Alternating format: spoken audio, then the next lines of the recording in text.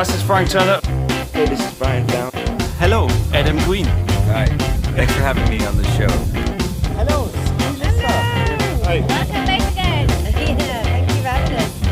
Yes, Kommentars live at Glastonbury. Yeah, big up. Und ihr hört the Common Talk Podcast. and you're listening to the Common Talks podcast. Hi, this is Itch from the King Blues, and you're listening to the Common Talks podcast. If you're starting a rock and roll band and you don't want to change the world, then what's the point? Herzlich willkommen zu Episode 17 vom Common Talks Podcast. Wir sind gerade in der klirrenden Kälte auf dem Weg zurück vom Cassiopeia. Wir haben nämlich dort The King Blues uns angehört, angeschaut und sogar mit Itch noch gesprochen. Genau. Und es war eigentlich ganz cool, oder? Es war, fand ich, also die zweite Hälfte vom Konzert war super. Da war die Stimmung einfach richtig toll. Ja, fand ich auch. Und ja, es gab halt sogar einen Moshpit irgendwie und das in so einer kleinen, und es war jetzt auch nicht ausverkauft, und die Leute sind gestagedived von der Bühne. Ja, und da hat man auch das erste Mal, ich fand ja immer bei Itch, der hat immer so einen ernsten Blick.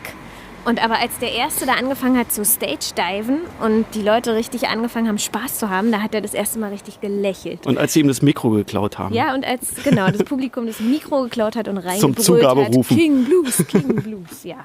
Das war schön. Das stimmt, ansonsten guckt er immer sehr ernst. Ja. Ja, es gab eine Menge politische Messages, politische Parolen, eine Menge Tanzen, ein Doo-Wop-Stück zum Schluss. Und er hat auch in der Mitte nur auf seiner Ukulele ein paar Lieder gespielt. Ganz alleine, ja. Genau. Ja, wir waren ja vorher im Vorfeld des Interviews bei der Recherche. Also, nee, ich muss erst mal dazu sagen, kann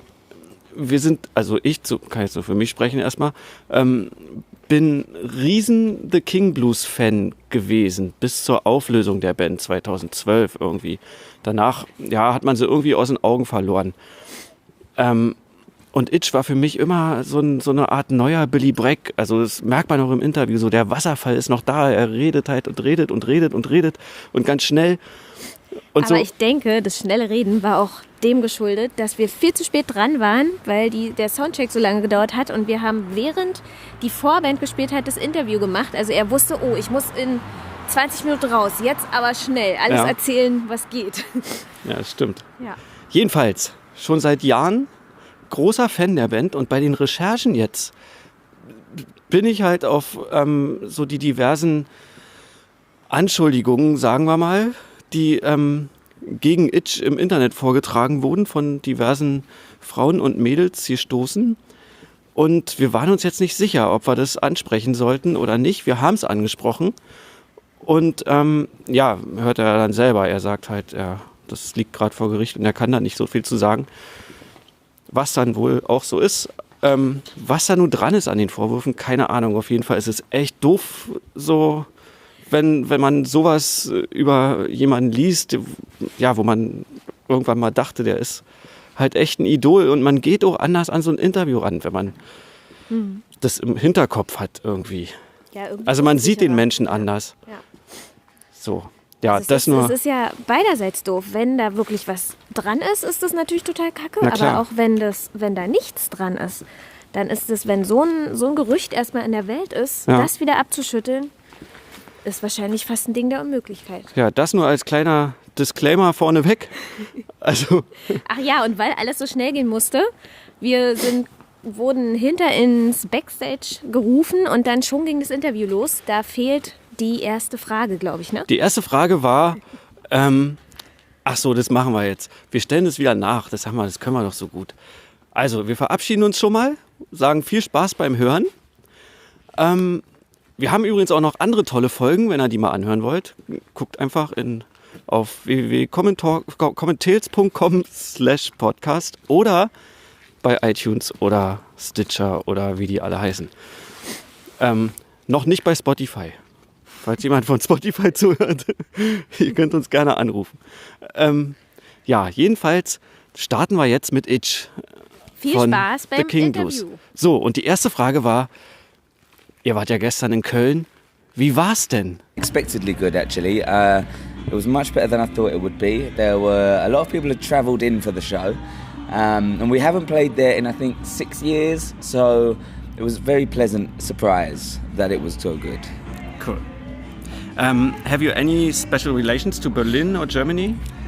I mean, we've toured quite a lot here. Not for, I think 2012 was the last time we did a full tour here with a band called Broilers. Yeah.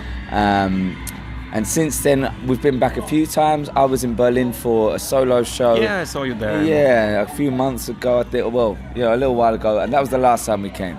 So I guess that's our relationship. Okay. Cool, yeah, let's come to music. What made you realize that music was your path, and when did that happen? I mean, I really fell into it. I was just involved in the punk scene from such a young age that really I wanted to start a band just so I could get into gigs for free. And then it very quickly became something more than that. And, you know, I've been fortunate enough for it to be my career for the past sort of 14 years. So I've been very lucky in that sense. But I don't think there was any one moment where I thought, I want to do this. I've never had any other job. This is kind of all I've ever done. So it's really all I know. So yeah, I don't think I kind of fell into it. So there was no plan B, you only had plan A. Absolutely. That was the music, okay. Yeah. Cool. And were you influenced by old records or tapes in that early years? Yeah, you know what? I was definitely influenced by music that was around from before I was born, for forever really. So I had a friend who lived near me. His uncle had a lot of old cassettes of old punk albums, old punk compilations, and I found that they spoke to me a lot more than the music of my generation. All of a sudden I was hearing messages about kids in my position, you know, working class kids on the streets, rather than at the time, you know, I grew up as a 90s kid, so it was very much either grunge, which I found very depressing, or it was kind of dance music that just didn't speak to me. So I found that these old records from before I was born were actually talking about my life a lot more. Uh-huh. And who are your biggest influences nowadays? I think I always go back to the same artists really, and I don't think it's because of genre. I think it's because of their mindset, and I think it's because of how they carry themselves. So for me, it's, you know, the Public Enemy, the Clash, through to Bob Marley, the Specials, back to Woody Guthrie, Phil Oakes. Anything where it has that same spirit of rebelliousness, where it's raw and I feel that it's real, that really speaks to me. Okay, cool.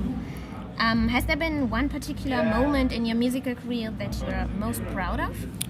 Gosh, there's been so many. I think we've been very lucky to be a band that hasn't been by the book. We never started off and then got signed and then it was a very easy journey. No, we started off by playing protests, by playing squats, and we very much kind of were very left field. We existed outside of the music world almost.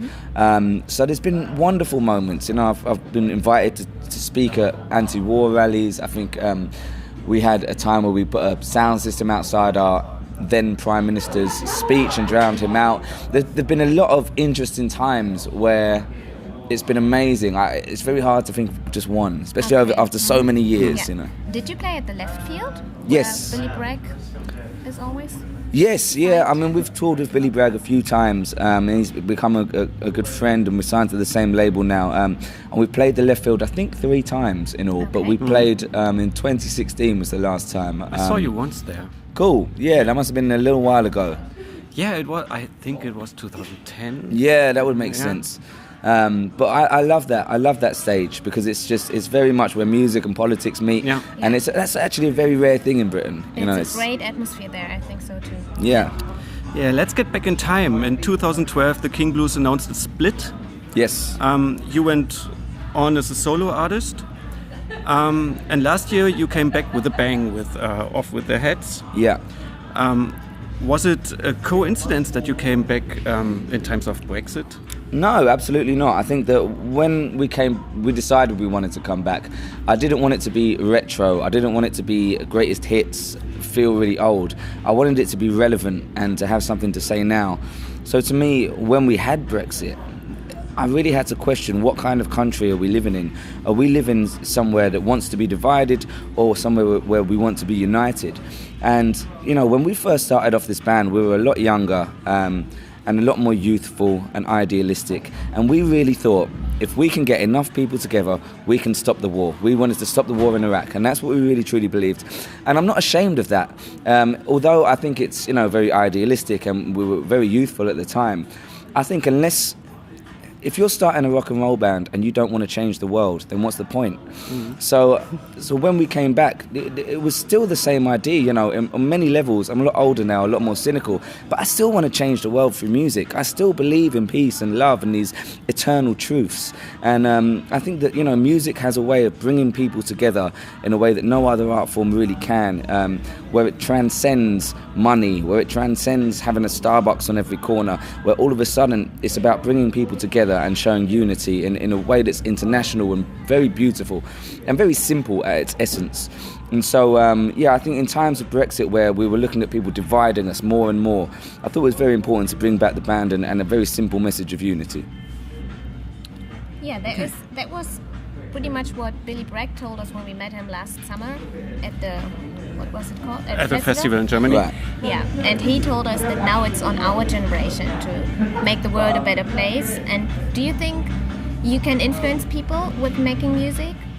I like to think so. I think that, you know, music alone is a wonderful thing, but it certainly doesn't equate to actions.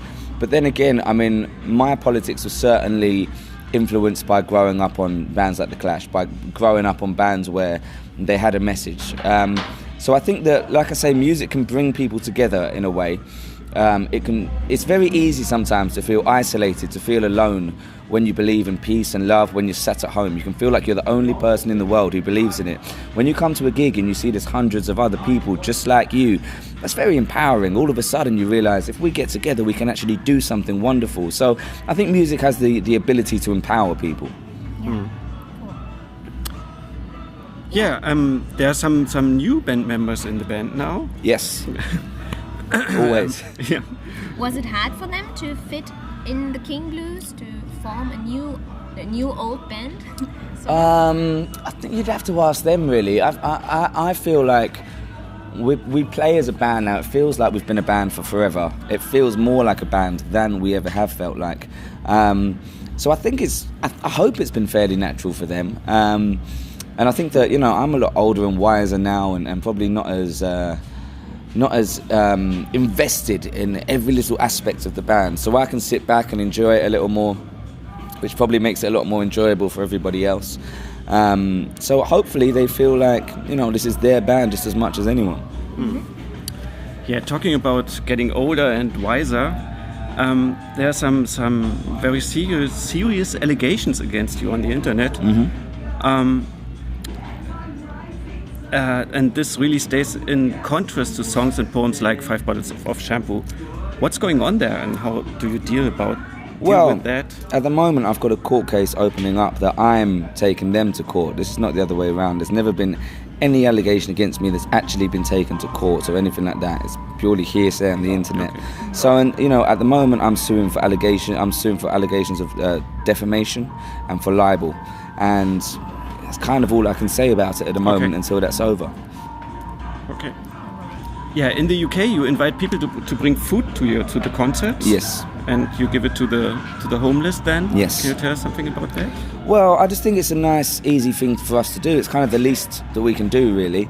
But I think that, you know, it's wonderful that we get the fans come along to the gigs. They bring along tins of food, sanitary products, sleeping bags. We get all sorts being brought along, and we make sure that we donate them to the local soup kitchens in each area so that they can feed the local homeless population. And I think it's nice when music can mean something, and it's very easy to rally against things and to try and break things down all the time. But I don't see the point in breaking something down. I think it's easier to build something up, to build something that's better, to build communities. And so as a band, we've always been about building up rather than breaking down, or we've been about breaking things down by building something better. So the idea with that really was to just kind of try and make music have a positive. There's no point in being angry all the time. There's no point in having all this rage unless it comes from a place of love, unless you have love in your heart. And so it really comes down to those kind of basic timeless truths, I suppose. And so that was kind of the thinking behind it. Your new album, The Gospel Truth, will be released in April. When did you write the songs, and what was your inspiration? It was a pretty quick process, actually. We started, I guess it was the last quarter of 2016, and it was a much more of a personal record, I suppose. I think at the time, I didn't really know. I knew I didn't want to make a record that was 15 songs about Donald Trump. I wanted to do something that was a bit more real, a bit more considered. And at the place I was in at the time, I really was discovering myself, and I didn't think I could stand up there and shout all these slogans when I was really getting to know myself. It's strange. Like when I was younger, I knew everything there was to know. The older I get, the less I know. So it's a very kind of a strange thing. The older I get, the more I realise I really know nothing at all. And so, the idea behind the album was really just about being brutally honest with that and trying to find some kind of truth. And I think that truth is a strange word. It means different things to different people, when really it should only mean one thing. And so it's a journey of self-discovery. With the album, we asked the fans to send in voice notes of their experience of the year, of how it had been. And it was strange because the more personal that they got, it seemed that these messages were more universal. All of a sudden, everybody was talking about feeling isolated, feeling alone. And I think that's part of our culture. At the moment, we're connected more than ever, but we actually make less real connections. And I think that's it's becoming an epidemic where people feel very alone, they feel anxiety. And so it was very strange. I think the more honest people got with me, the more it connected. And so it was wonderful to put those voice notes throughout it and realise that our personal struggles that we go through are actually very universal. Yeah, you play Hurricane Southside Festival in Germany this Yes. summer. Are there any more plans to come back to Berlin? Or yes, definitely. I believe we've got another festival in Germany this summer. I'm not sure if I can say it or not. Just say it. No, I can't. I think we're definitely going to be touring more in the mainland. This year, later on this year. Okay, cool. Okay, good to know. Yeah, what are your plans now after the record, after the touring? We're going to go home. I think I'm going to sleep for maybe a week. And then we have another tour in April, and that's when the record comes out, also in April. So there'll be a lot to go around there. And then we have just a festival run throughout the summer, and then I think we're going to do some more touring after that.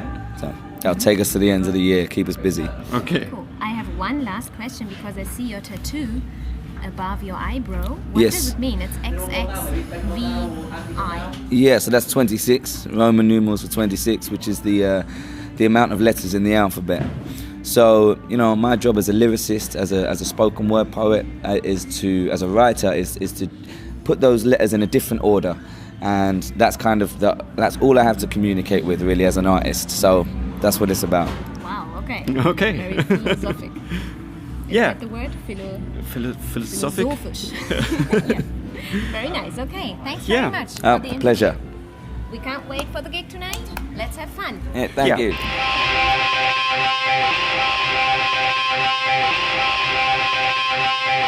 you.